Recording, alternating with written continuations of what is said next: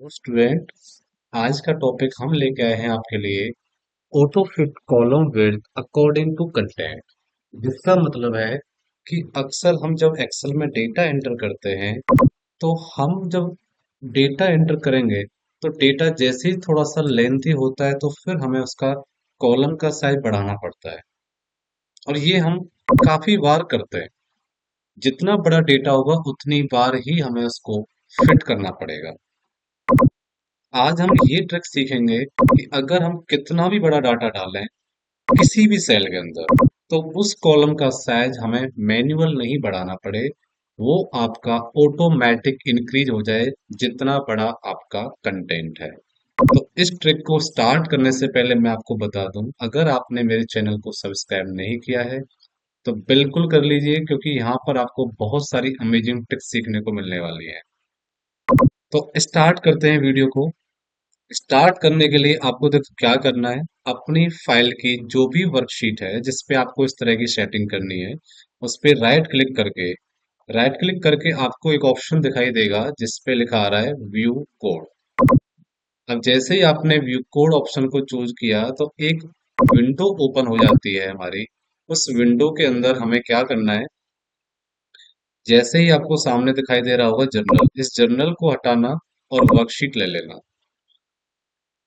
और यहाँ पर एक कोड टाइप करना है और उस कोड का नाम है cells dot entire columns dot auto fit.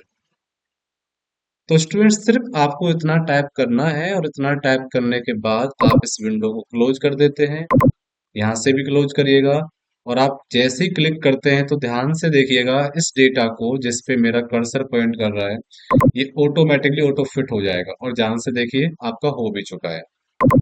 अब मैं यहाँ पे अगर नेक्स्ट कोई भी डेटा एंटर करता हूँ तो मेरा डेटा अगर छोटा है तो कॉलम का साइज भी छोटा हो गया। अगर मेरा डेटा थोड़ा सा लेंथी है तो मेरा कॉलम का साइज भी फिट हो गया।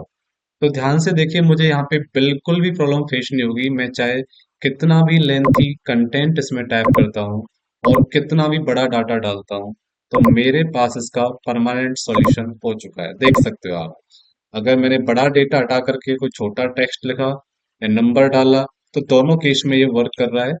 आपके कॉलम को अकॉर्डिंग टू कंटेंट फिट रखने का।